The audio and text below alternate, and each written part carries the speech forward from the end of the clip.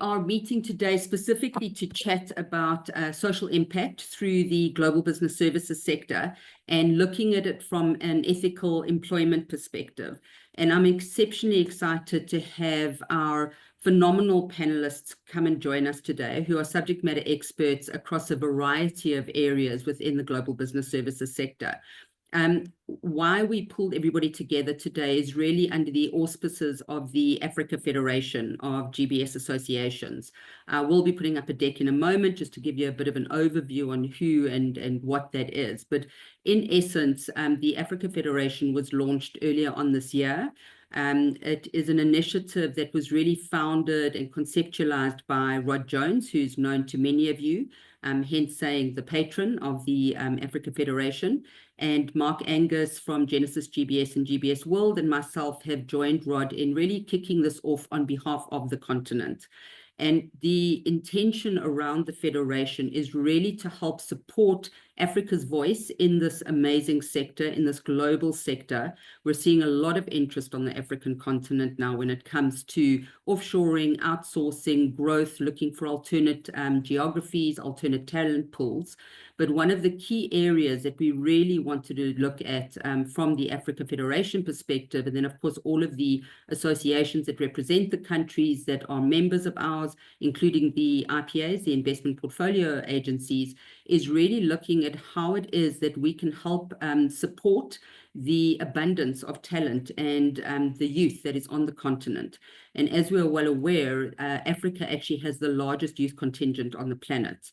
And because there is such a need in the services sector when it comes to looking for support for clients and for their customers, Africa is definitely on the rise. And there's a lot of interest that has come through from the global community and the local community looking at how to expand into Africa and make sure that we're servicing our clients and our customers. So without further ado, what I'm going to do, first, actually, let me introduce our panelists. So we have Sharmi, who is the Chief Impact Officer from Harambee, and I think many of you know Sharmi, South African born, but has worked in Kenya and is currently in Rwanda, busy looking at how it is that we can expand and grow ecosystems around social impact and around employment of youth across the African continent.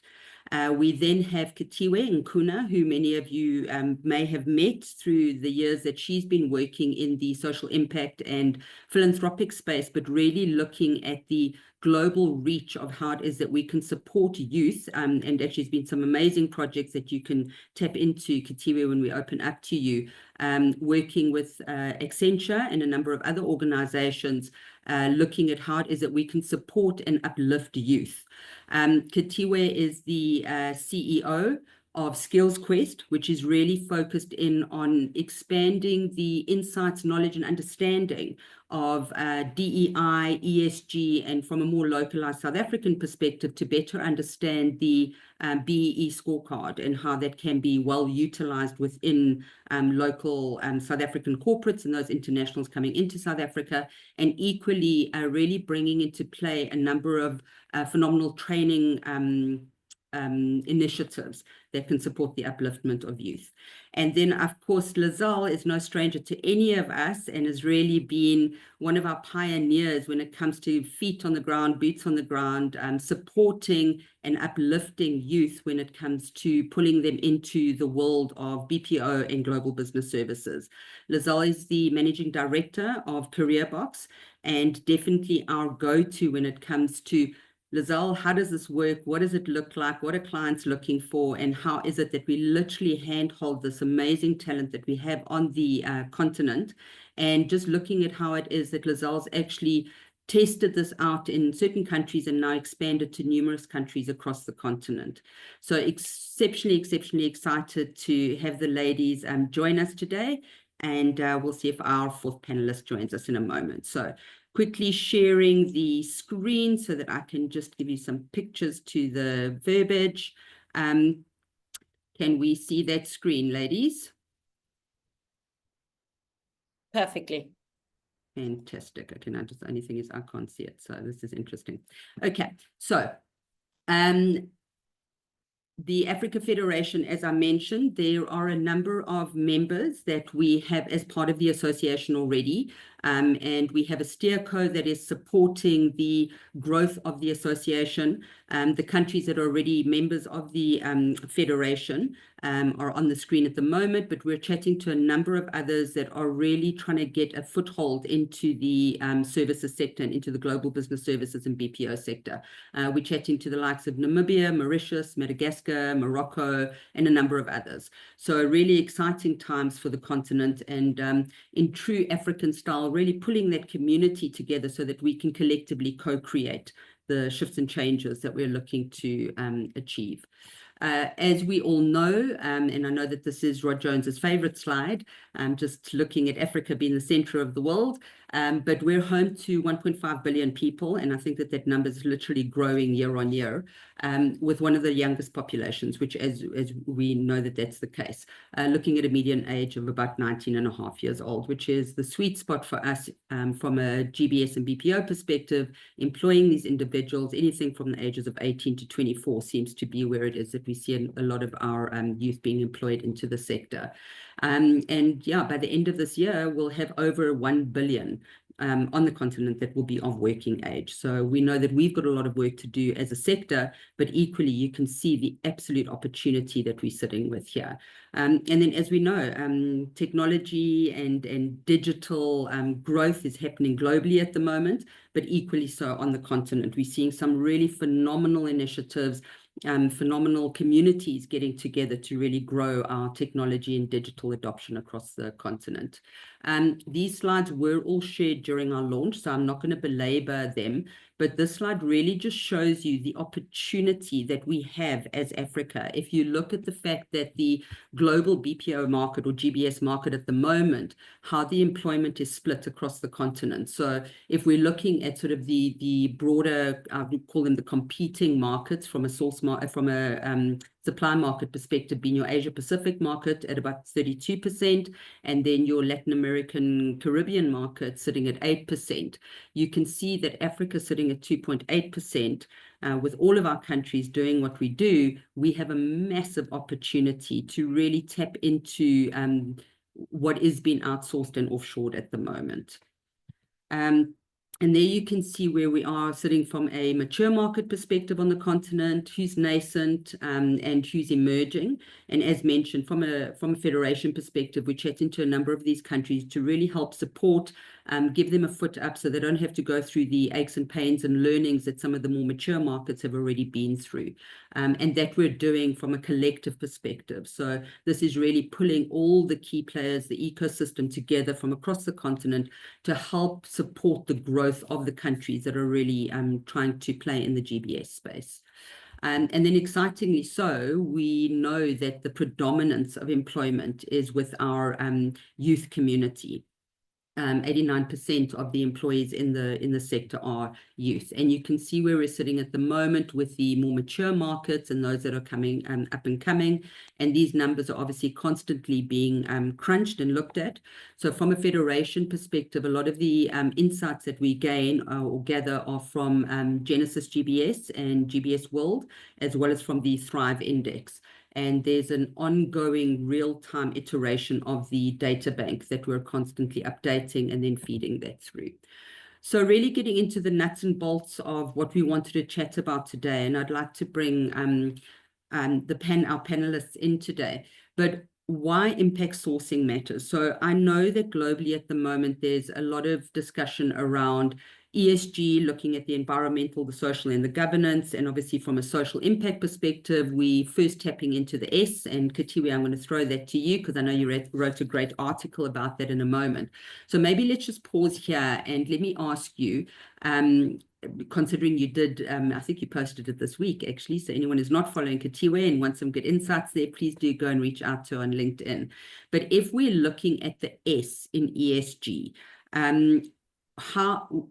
how do we work with the GBS and the BPO sector to really tap into that S, and why is that of importance to the buying community? How can we really support that? Thanks so much, Trace. So I think just a starting point just around the ESG, and we're seeing a growing trend, right, around the importance and really the push as well around integrating the UN Global Compact into the measurement framework around organizations.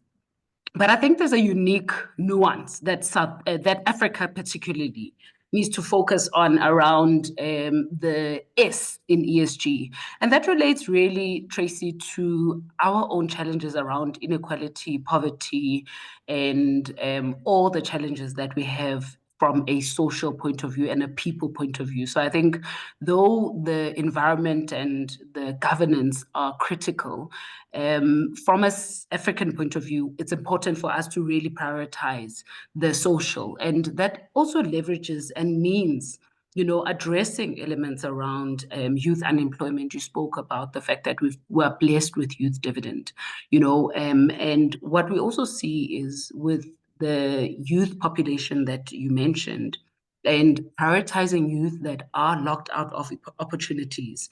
What we do see around that is these young people actually come into the environment and the workspace because they've been given an opportunity where it's perhaps a young person that in South Africa would have been referred to as youth that are not in employment, education, or training. And the GBS industry is really in a position to really be able to bring in, as you mentioned, these young people, because most of the population that they do employ is actually young people. But it does require that we have a slight nuance and a slight shift, right, in terms of potential. What does potential look like where we're not only focusing on pedigree and perfection, but really give young people that are from opportunities or communities that would have actually been left out of opportunities. So that is why it's quite important. And key things besides the part around employment opportunities, you know, we know that when young people from, or even women and young women specifically, are given opportunities that are from communities that would have been locked out, that money not only impacts their own livelihood, but it's usually 1 to 4 people in their community that is actually impacted. So what this does need us to do is really reframe the thinking in terms of the pedigree. It really gives us an opportunity to leverage the growth in the GBS industry to actually position these young people and really move them up in terms of accessing opportunities that are meaningful. You know, it takes intent. And some of the benefits that result in this, I mentioned, for example, retention. We've seen, for example, that there's a 24% employee reduction turnover when we actually do hire from an impact hiring point of view and target young people that are actually, or impact sourcing young people that are actually locked out of opportunities, whether it's youth, whether it's people with disabilities, whether it's women. Thanks very much, Khethiwe. And I think that actually you just raised something that's really, really important there from a social perspective. Thank you for unpacking that for us. What is critical is that for everybody to understand and know that impact sourcing, if we're speaking just about impact sourcing within the S, that is actually a global initiative. And that is the intentional recruitment of individuals from marginalized communities. When we focus in on Africa, we've got quite a clear sense of who that marginalized community is. And thank you for raising the differently abled individuals, because I know that that has been an area that has not been focused in on. So we know we have numerous challenges across the continent when it comes to youth, when it comes to female empowerment, but equally when we look at differently abled individuals. And this is a sector that definitely can open up its arms towards them. So thank you for that, Khethiwe. Sharmi, I want to pass over to you. You've been playing in the space for a number of years now of really engaging with the various stakeholders that are needed to work together in order for us to actually see the emergence and the reality of a successful environment when it comes to true and meaningful social impact. And I know that the work that you do works beyond the GBS sector, but if we zone into the GBS and the BPO sector specifically now, what are you seeing specifically going into emerging countries? You were in Kenya for a while and now in Rwanda. What are you seeing as both the challenges of pulling the ecosystem together, but equally the opportunities? within these countries that you've been working in. Thanks so much, Trace, and welcome, John. I'm glad that you could join us as well. It's wonderful to see you, and really great to see so many familiar faces on the panel as well as in the chat. And yeah, I'm going to echo and plus one everything Khethiwe said, especially in terms of the demographic dividend. If I can offer 1 or 2 points of context prior to the answering your question, Trace, if you'll forgive me. It was interesting, about a couple of weeks ago, the World Bank had its spring meetings, and it's, usually this sets the stage for policy and investments globally in terms of especially the global south and in terms of development, etc. The theme was jobs as a path to prosperity, which was telling and important. And then this past weekend, The Economist had an article, which I don't know if some of you read, but it basically referred to the fact that the world needs a workforce and Africa has young people and needs work and has workers. So building a bit on what Khethiwe said in terms of the demographic dividend and also the skilling work that she does and many others, Lizelle and others do on the call, I mean, we clearly see the need in terms of why impact sourcing is the right conversation to be had right this minute, because it is both for geopolitical reasons, for the fact that demographic reasons, because the world is aging and Africa is still young and has a large share of the workforce, but also in terms of technology, which is where this conversation fits in quite nicely.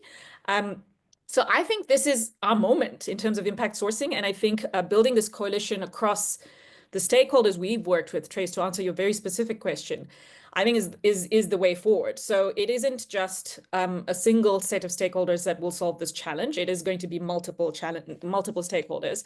And we've done that as Harambee really effectively, both in South Africa and in Rwanda, by convening the private sector for efficiency, innovation, growth, the social sector like ourselves, like Harambee, CareerBox, and others, in terms of inclusion and ensuring there's innovation for those most excluded, like Khethiwe was referencing, and skilling its solutions, etc. And then importantly, government. So I will say that you're not going to be able to reach these numbers at all without the scale and reach of government.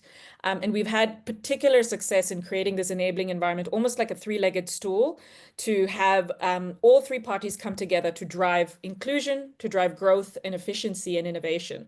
And that's been the case in South Africa, where we've partnered with BPESA and private sector organizations and the DTIC to help drive an incentive plan to help build the case for GBS in South Africa. And we've replicated that model in Rwanda. So for example, I chair the board of the Rwanda Global Business Services Growth Initiative. And what's really exciting is we have private sector on board. We have 3 of Rwanda's largest BPO providers on the board, as well as the Minister of ICT and the CEO of the Rwanda Development Board, which is the investment promotion vehicle for the country. And Rwanda, while small, I mean, I was looking at the numbers that you shared in the earlier slides. Yes, it's an emerging market, but it's punching above its weight precisely because of this coalition and precisely because of this enabling environment, which I think can allow for us to create a blueprint of what's possible in the rest of the continent. And you're seeing us catching up. I live in Kenya, and there's so much demand for GBS companies and outsourcing here.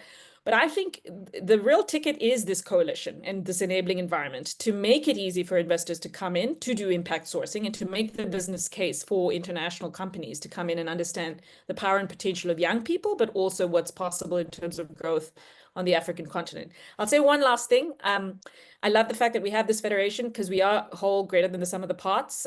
We can never compete with a single country like India, which is 1.5 billion, and we have 54 African states. But if we get together, we can actually solve a complex challenge. We can create demand and generate, something that's not zero sum. So it's not Kenya stealing from South Africa or Rwanda stealing from other countries. It is every country has a unique value proposition built on this coalition that I mentioned that would help drive the growth prospects of this forward. I hope I've answered your question, but happy to chat a little bit more and have the conversation further. No, fantastic. Thanks very much, Sharmi. I definitely do have some more questions I'd like to come back to, but again, just 100% agree with what you're saying. And I think that is the uniqueness about Africa and Africans, is that willingness to work together, that want, that desire. And we definitely have challenges that are pulling us together, but equally the other side of that challenge is the opportunity. And it's actually just a really super exciting time. So Lizelle, as I mentioned, you are boots on the ground. So what I wanted to, is Lizelle still there? She is. What I wanted to ask you is, from your perspective, you are literally engaging with young people across multiple countries, pulling them into initiatives which could result in an opportunity for work for them. So what is it that the global clients are seeing and feeling that is unique about our African talent? That's the one thing. So really, why is it that the global community seems to be wanting to employ African talent from your perspective and what you're seeing and what they're saying to you? And what are the advantages that we're showing from an African talent perspective that you're seeing on the ground? Awesome. Thank you very much, Tracy. Thank you for the guys that have joined in and wanting to hear our insights and being part of this esteemed panel. I'm very excited that John has joined us. I was missing you, John. And to answer your question in short, I think, or my view is Africa is perfectly positioned, and Africa as a whole and the talent that it offers, there are several competitive advantages. And Africa truly stands out in the global impact sourcing movement because of a number of factors that you guys mentioned. Khethiwe touched on it, so did Sharmi and yourself. One being the key demographic dividend. You mentioned the stats with the youngest population globally, over 60% under the age of 25. And if you're over 25, you look like you're 25. I think Africa has a vast growing talent pool ready to be trained today, not over lengthy 12-month training programs, quick fit for purpose training programs, and that can be deployed into the digital economy to provide digital services. And this is unmatched elsewhere in the world and really positions Africa as a future hub for scalable workforce solutions. I think the second key factor is, again, huge volumes of untapped potential in underserved communities. Many African countries are already piloting successful impact sourcing models in Africa, across the continent, that empowering youth, women, and again, Khethiwe mentioned individuals who are differently abled and who, by the way, come from marginalized backgrounds. And this is a growing ecosystem of social enterprises, NGOs, public-private partnership, which means that inclusive employment models can be scaled, but also scaled quickly. And the last thing I'll touch in terms of us in Africa being uniquely positioned is our advancements in the technology space, and really the digital adoption in the telco, in the fintech, have shown that with the right infrastructure, the continent can overtake traditional models, and the same can apply to the digital space, digitally enabled jobs in the BPO and in the CX sectors. So that's the answer to the why Africa uniquely positioned from a talent and an impact sourcing. I think the second part of your question, if I remember it quickly, was around, from a buyer perspective, what are the advantages that we see in Africa when it comes to inclusive and resilient workforce? Having the privilege of traveling across the continent and spending quite a bit of time engaging with the workforce on different levels, one thing that is consistent no matter where we go across Africa is our cultural and linguistic diversity.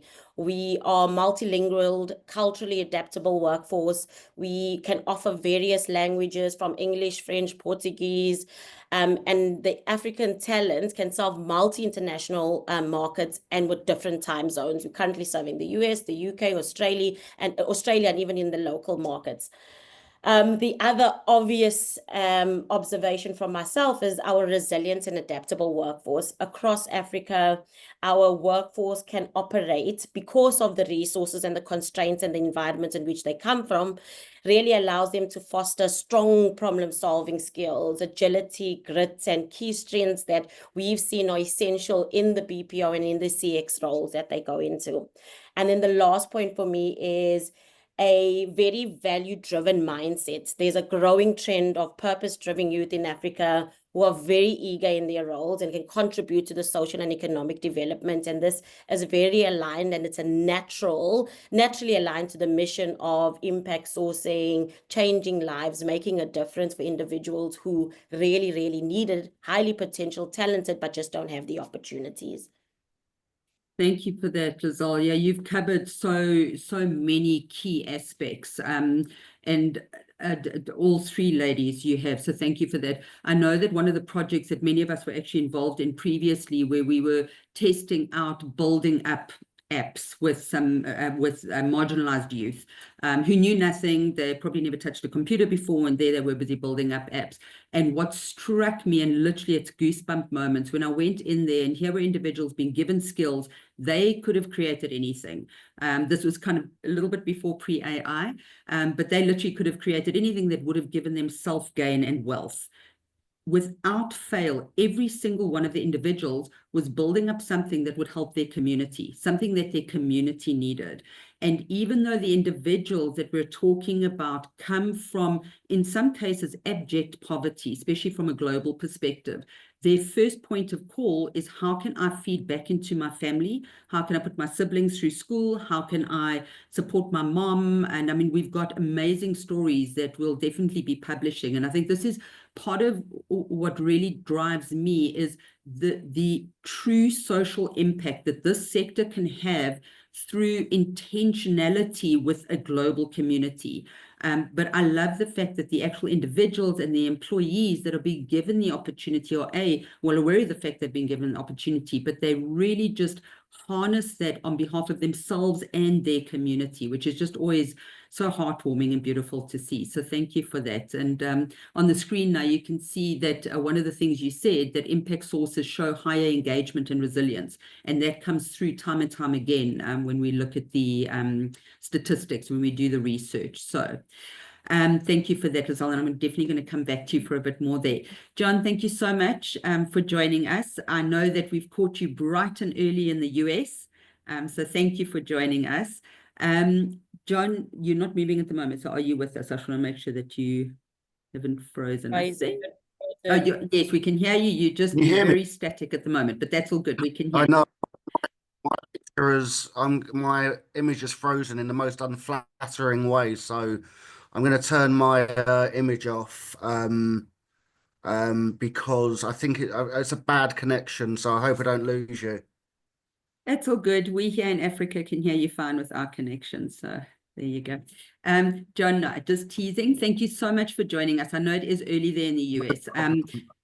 John, you've been through to a couple of different countries in Africa, and I know each and every time you definitely give feedback about what it is that you've seen and experienced.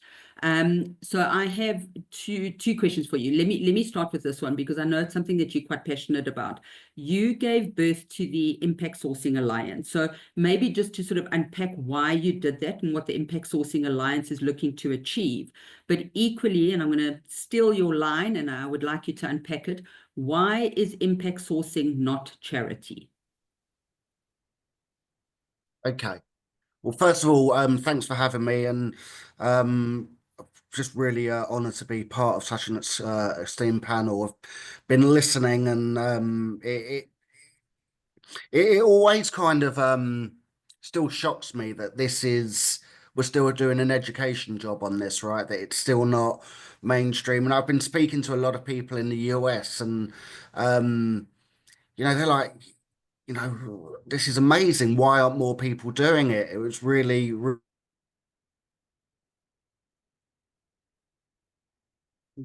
really kind of interesting.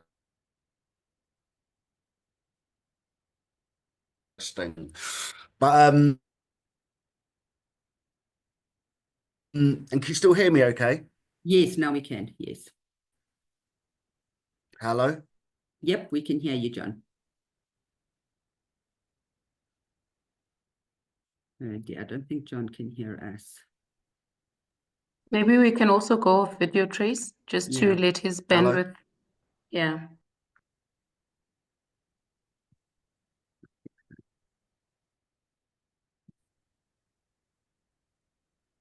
John, we've gone off video just so that hopefully that helps. Can you hear us? Okay. I think to give John a moment to join us again. Are you there, John? Okay, maybe dial out and dial back in. I think that'll probably be best. So what I wanted to unpack. And I think to one of the points that John was about to make is it's amazing that people are still speaking about impact sourcing and sort of seeming amazed at impact sourcing and why are not more people not doing this. One of the big aspects is the lack of understanding of the African continent and what the African continent has to offer. And those that haven't been here have certain perceptions about the reality on the ground. So actually, I'd like to kind of pass the baton across to each of you, because each one of you ladies has had engagement with international guests and have hosted them, and equally have traveled internationally and done work internationally. So Khethiwe, if I pass this over to you and literally ask the question, how is it that we, from an African perspective and as representatives of Africa, can help shift the perception of the African continent with a bias towards the services and the GBS sector? What are we not doing that we could be doing differently? I think I loved your point earlier on, Traci, around the amazing stories and the rich stories that we have right around the impact, not just at an individual level, but even from a business case point of view. If we talk about things like retention and cost of serving, and for me, the richer story, right, in terms of the real transformative power that this has. So it's really important for us to tell the stories. And I think it's important for the stories to be driven by the continent. I love the story or the saying from the disability sector that says nothing for us without us. So we need to shape the narrative and really be intentional around driving, telling those stories. I can so relate, Trace, to the points that you were saying earlier on around young people. I always say that young people, given the opportunity, it's very few times that I've seen young people not shine if you give them the opportunity. In my time at Accenture, we impacted over 92,000 young people in a period of 10 years. And over 85% of those young people went into jobs, most of them being technology jobs. So even the myth around the potential and the capability, I always say talent is dispersed equally, but opportunities aren't. How do we democratize access to quality programs so that young people are actually at the forefront? And then also the story beyond operators and the players in the industry, young people themselves telling the story. There's nothing more powerful than hearing the story of a young person saying, your program impacted and changed my life. And I have been able to impact my household and my community. I'll give you an example of work that we did in rural KZN, where there was nothing. It's a farming community that is off-grid, and there's basically nothing happening there. What we did there is we put in a 50 kilowatt microgrid that goes into powering an ICT center and a digital innovation center. The electricity also goes into powering the agricultural cooperative in terms of the irrigation system, but also we collaborated with another funder to actually put in a cold storage facility. A lot of these things would not have happened if there wasn't the important thing around the intentionality, Traci, that you spoke about. If we didn't have the intention of saying, this work is not easy work, it's long-term, and it takes much longer, but the rewards are so much higher. In the 10 years that we were in that community, we built over 220 small businesses, and the young people that run that center today, because we've now been able to be less hands-on and more capacity building, is a young person that is a beneficiary of our program that touched a computer for the first time on site in that community. That is the transformative power of, the stories that we have, and there is stories. And it's important for us to tell those stories. And I think the last point that I'll hop on is intentionality, Trace. I think too many people, and I'll bring it down to the South African context, too many organizations are really just about checkbook charity, and they're not about the long haul. And it's really been refreshing to see the evolution and the change in terms of those that are saying, we want to be part of the solution. We want to have a collective impact framework. Sharmi spoke about the collective impact in terms of government, NGOs, corporates, and the tertiary institutions working together. And it's through initiatives like that and us telling the story that we can then scale those, where we can then replicate, and the replication with the local nuance as well, where the 54 countries and the education, I think the last part I'll touch on is educating people in terms of the fact that no, I don't have a pet lion in my backyard, and we're quite advanced and sophisticated on the continent, and this is just the beginning. Thank you, Khethiwe. Thank you. And from an African perspective, I mean, the original communication was through storytelling, and I believe that it's an art that we've unfortunately lost as we kind of stepped into, I'm going to call it sort of new age society or westernized society. And it's something that I think it's in our bones that we can storytell, and it's really about capturing that. But really what's important, and actually we shouldn't be on this call, to be honest, it should be our young people telling their story. So, but we'll do the kickoff. So John, thrilled you're back. We can hear you. So yeah, I've moved to my phone now. I'm so sorry. No, all good. Thank you. We're just thrilled that you can join us. So, yeah. Do you want to maybe continue responding to what it is that we were chatting about? You're in the US at the moment, and we were speaking about what it is that you've seen and heard there, your visits to Africa. So we've worked with US organizations for quite a while. We as you know, Trace, we come to this event with Debbie, and always keen to hear the appetite for impact sourcing and also the perception of impact sourcing, which I think is equally important. And whilst it's the age-old thing that whilst we're calling it impact sourcing, other people aren't necessarily, or they're doing it but don't realize they're doing it because it maybe falls under a different banner. One of the interesting things that's come up is that when choosing suppliers, providers, locations, whatever it may be, as much as we would want people and organizations to put impact sourcing, front and center, inevitably with anything, and whether this is impact sourcing or trying to be more green and sustainable, it all comes down to cost. A lot of these decisions will come down to cost. But the interesting thing is that when you look at impact sourcing through those eyes, there are massive cost saving opportunities, because what we're doing is explaining to people, well, look, what are you spending on recruitment? What are you spending on training? What are you spending on, kind of bringing people into your organization? How's your retention? How long are these people staying? How loyal are they? And in a lot of cases, the answers are, some people, through mainstream methods of recruitment aren't staying very long. They're looking for, the next step up, as it were. We're then needing to bring people in and retrain and develop. So we all know the statistics around bringing people on through impact sourcing, that they're likely to stay longer, that they're willing to progress further within the company. So there are, great kind of cost elements there that we're talking to a lot of people about.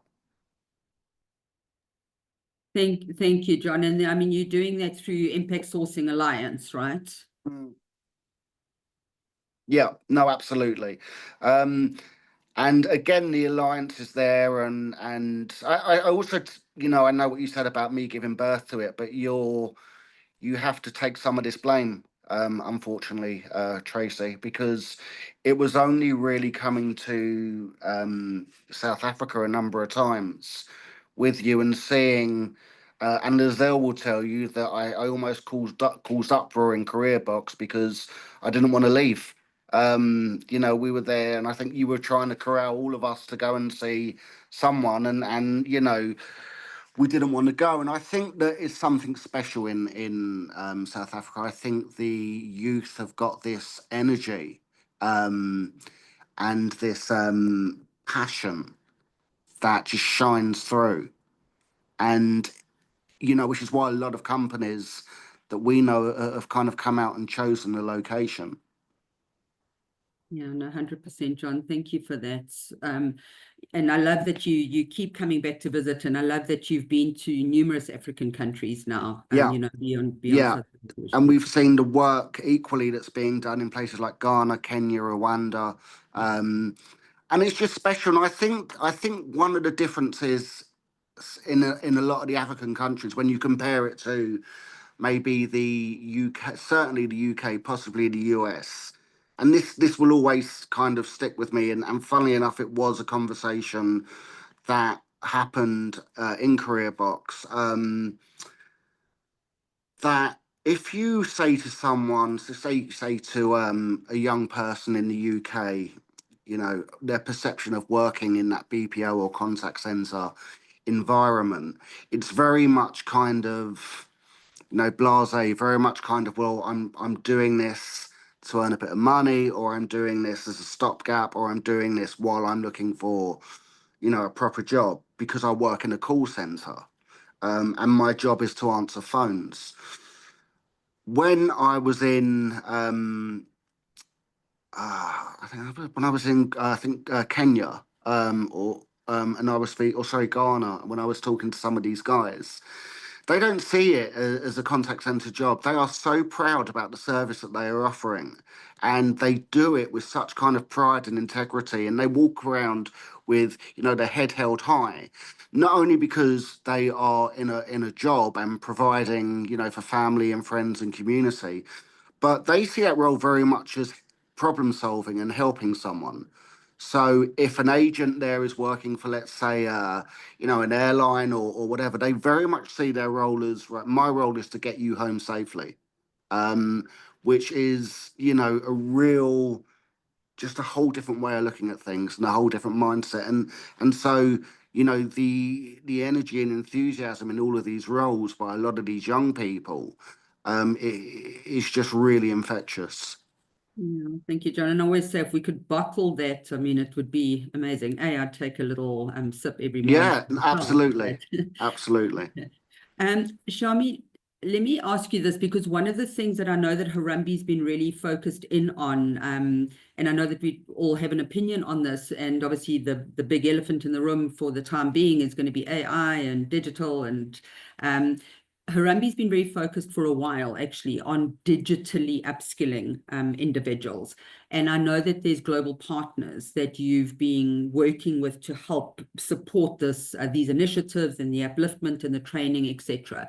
How are you seeing the global community continuing to support the efforts that we have on the continent from now the digital upskilling of the youth that we have, both local and international, actually? Because I think one thing before you respond there, I am one of those individuals that says that Africa is not looking for charity. We're looking for the opportunities to support. I think it's similar to what Khethiwe was saying about those opportunities. So it's not from a charitable perspective, but what are you seeing from the global community when they tap in with you into Africa from a digital upliftment perspective? What sort of responses are you getting from them?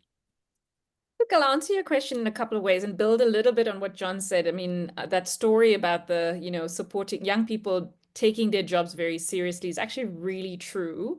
And it is, you know, very evident. There was a young woman in Rwanda I spoke with last year who was literally almost in tears because she could help this elderly couple sort out a really difficult ticketing situation.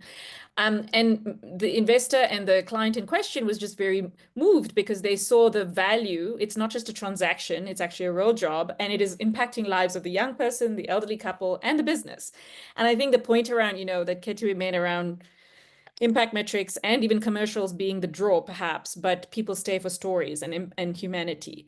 And I think that is, for me, where we're headed in terms of the digital space and skilling. So I think we're seeing it less. People come for commercials, or rather they're intrigued by commercials, they come for impact, they stay for the stories and in the humanity and why they actually end up doing things. And so I would say a lot of our partners, both in terms of the clients that we work with, as well as the skilling partners, have that ethos in mind. And it's like sort of building that ecosystem across like-minded value, people who have that values mission. Couple of points, you touched on AI and digital skilling, etc. So I think there's a lot of sensationalist hype around AI right now, which is driven largely by those that are, kind of like almost funding AI and the investors in this space, rather than people who are really working in this space. And I think it is too early to tell what the impact of that will be. That said, the impact will be huge. It is likely to be more task focused than job focused. And so, I think it's what 50% of all of our tasks are going to change because of the advent of new technology. And it's no question that's going to be the same really with AI. So we have to digitally equip our young people to do the same. And it's not just about, the contact center job of today. It's what does it look like tomorrow? And how do you use those skills to improve your job of today and be prepared for the jobs of tomorrow? For example, one of our clients in Rwanda, for example, is growing a group of young people across the continent to support the training of government employees across the world in the use of Copilot. So, I mean, these are jobs that are coming to the continent. So I don't think we should be sort of despairing, etc., and think of, AI as something that's going to destroy our workforce. That said, we cannot be complacent, and we need to be very agile. The benefit of perhaps starting late as a continent means that we can be agile. We don't have bureaucracy and institutions and vested interests to hold us back. We can think of micro-credentialing. We can think of new ways to actually support our young people and partner very innovatively, because we don't have any sort of legacy institutions to hold us back. So despite a lot of the trends and the sensationalist hype, I'm quite positive. And I think I'll echo everything John and Khethiwe said in terms of, people really being moved by what the young people have to offer, because it is something that's quite rare in this world right now, and people come to Africa for those stories of humanity, impact, and hope. Yeah, thanks very much for that, Sharmi. And I often say that not being first to the game is sometimes an advantage. It's what you're saying. So we can leapfrog some of the learnings rather than following each and every step. We can see what doesn't work and just hop forward. So thank you for that. Lizelle, one of the key things that we need to look at, and I'd really like to get your steer on this, your view. I have a fundamental abhorrence to Africa being perceived as a low-cost, cheap and nasty destination, because that is going to give way to sweatshops, and that is therefore going to impact what I'm going to ask you about now from an ethical employment perspective. How do you think, from your vantage point, we can ensure that Africa is seen as it should be, in my view, as a medium cost, high quality destination where we have ethical employment? I think to simply answer your question, everybody, and just to touch on something that Sharmi and Khethiwe just said around telling our stories, showcasing our stories, and we do a good job, but I don't think we do a good enough job in telling our stories of the impact creating opportunities does. We talk about the lives change. We come across these stories on a daily basis of the impact that creating an opportunity has for our youth, for our women, and how it gives back into the communities, etc., etc. I think where we've kind of held back, and as a community, we need to kind of challenge ourselves and ask ourselves if we're being brave enough in telling the reverse of the story, is in the performance results, is in the stats that these individuals are producing on a competitive global market. We got stats on Africa showcasing our talents that, by the way, yes, do come from marginalized communities, but are exceeding performance results with onshore competitors that have been doing it for 20 years. And then you get someone that have a little bit work experience and is competing and coming out number one globally on a scorecard. And I think those are more of the stories that we should be telling. And then, by the way, because of that person's performance and because of their retention results, look, their lives have changed. So the separation of ethically doing something good and making money at the same time has put people into a protective hold where I can't tell how successful my story is because I want to keep it to myself. Whereas this is a global issue that we try and resolve, and we have to do it ethically because we have to do what's right for our youth, for the people that create these opportunities, but equally so as Africa and the perception that globally people see Africa as. And people's perception. And again, to John's point, it's unfortunate that we're still in the state where we're creating awareness and we're creating education, but we also need to talk about the ethical ways of doing impact sourcing and how that's benefited organizations. And ethical employment models are evolving within the digital transformation. And rather than resisting AI or leading impact sourcing initiative, integrating tech as an enabler or inclusion should be what we're doing. For an example, providing hybrid service delivery models, that's emerging, where AI is handling the routine tasks and our human capability and our human talent, which again, by the way, have talent and high potential, but just don't have opportunities, are dealing with high complex interactions that protects and enhances jobs and high value roles across Africa. I think the second way which we can really ethically prove and show and showcase our story is showcasing our adaptability and upskilling. To Sharmi's point around upskilling in the digital economy, there's not much intervention that's needed, but ethical models now include long-term career paths, not just a job access, and this is shifting and ensuring that our workers and the African talent is not left behind while tech is evolving. So that's my little rant. Thank you so much, Lizelle. I really appreciate it. So I know that we're heading to the end of the hour. So what I'm going to do is I want to ask each of you, and this is crystal ball gazing, so we'll come back to you in a few years' time and see if you're on the money or not. What does Africa's GBS sector look like in 2030? Should I start with you, John? What is your view on what the Africa, and if you want to give us what it is that we need to do to achieve what you're hoping to see, go ahead. We've got a few minutes and I just want to ask each of you that question. 2030, Africa's GBS sector, what do we need to do to achieve the goal that you think we should be achieving? I think that it's going to be healthy. I think that if you look, we're not 2030, so we're not that far away. But I think that growth will continue to happen. I think very much that there'll be kind of more coming in. But I also think it goes back to what Sharmi was saying, that I sometimes worry that the talk of AI and Gen AI and that is going to be a cause for concern for a lot of these agents that are coming into the workforce and are hearing this, and they're hearing these rumblings with a lot of misinformation, and they're thinking, well, all our jobs are going to be taken away.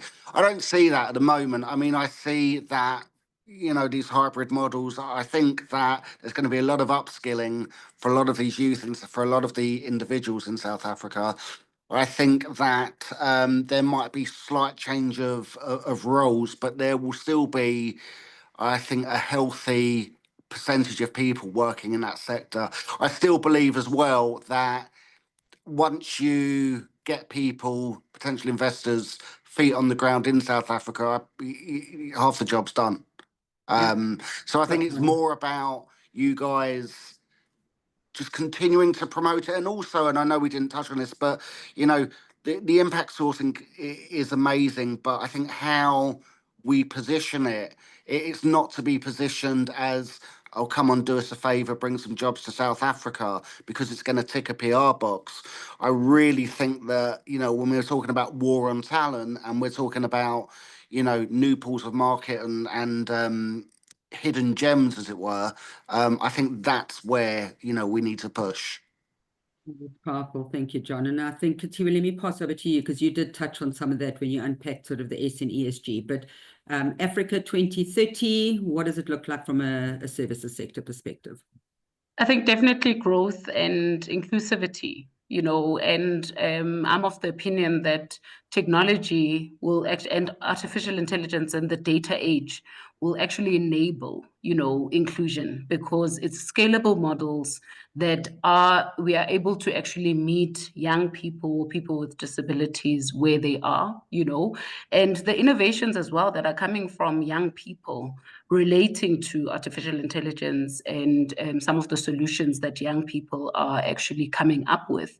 So I see more of that continuing, where young people continue to take the opportunity, and our opportunity with regards to artificial intelligence is really with our young people. You know, it's our youth dividend. And the reason I'm also so passionate about this is around our own shaping, again, the narrative and shaping artificial intelligence that speaks to South African and African challenges and nuances and cultures, gender inclusion, you know? So that's what I see the services sector being, inclusive and continuing to drive innovation, which will then result in, I think, more people because of the scale and the potential to scale. Thank you, Khethiwe. So we have 2 thumbs up, and I think another thing that is probably not spoken about enough, but from an African perspective, growing in communities where you have multiple generations in one household, globally, it's the first time that we have had all these generations that we're servicing from a global customer perspective. But as an African, this is how we live. So we understand how to speak to the younger person and the older person. It comes naturally to us. So that is just a natural advantage that we have. So, Lizelle, Africa 2030, what do we need to do to achieve the goals that we need to achieve? Do we have another thumbs up of where we're going to land? Definitely another thumbs up. I absolutely foresee growth. I see a very diverse digital workforce that's not just going to contribute to the CX role in the BPO industry, but also to the evolution of AI, cybersecurity, marketing, tech. So definitely agree, a thumbs up with Khethiwe and John. Yeah, fantastic. And I know that you're seeing those types of roles coming through to you and your clients at the moment. So Absolutely. Excellent. Brilliant. Sharmi, we're going to put, because we're on the hour now, last word is yours. Africa 2030 for the GBS and the services sector. What are your predictions? I'm going to do 2 things. One is quote Mark Angus. He talks about, you know, raising 1% of the demand. We can actually generate 500,000 jobs. I think we're going to get there. That's my hopeful prediction. And the second is to echo everyone that said this. I think we're going to retell the African narrative with stories and voices of the young people that are powering the GBS industry. So reframing the narrative with our voice. I love it. I thank you so much. And actually, I'm going to make the last word, Mr. Jones, who's popped into the session with us. So as mentioned, the Africa Federation is Rod's initiative. So Rod, you had your hand up. Do you want to close out the session? Oh, afternoon, Tracy and everybody. And I've just been fascinated, ladies. Thank you so much for sharing your knowledge, your wisdom, your experience, and your passion. As I said in my little comment there, Africa has, the sky is not the limit for Africa. There are no limits. No limits to opportunity. And I just get quite emotional when I see this vision that we started talking about it nearly 20 years ago. And it's not coming to fruition. And yeah, maybe this is my legacy. And my home straight in life is to watch how this vision of Africa emerging and the hundreds of thousands of jobs and families and communities that will be impacted by the very work that we all do collectively. And, you know, we want to go far, go alone, but we want to go far and succeed. Let's go as a team. So thank you all for sharing. And Tracy, thanks so much for chairing this fabulous session.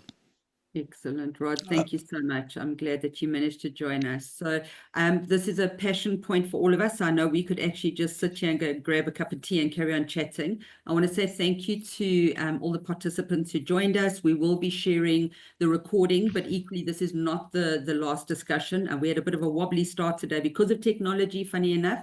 But each one of our panelists are definitely open to chatting to any of you that are interested to connect with them. They all have an absolute wealth of knowledge. As you can see, we were literally just dipping our toes in the water with each one of you. So ladies, John, thank you so much for joining us. Thank you for your time and your commitment, and thank you for your continued commitment towards the continent and towards showcasing Africa the way that we should be showcasing it. So have a wonderful rest of the day, and thank you for your time.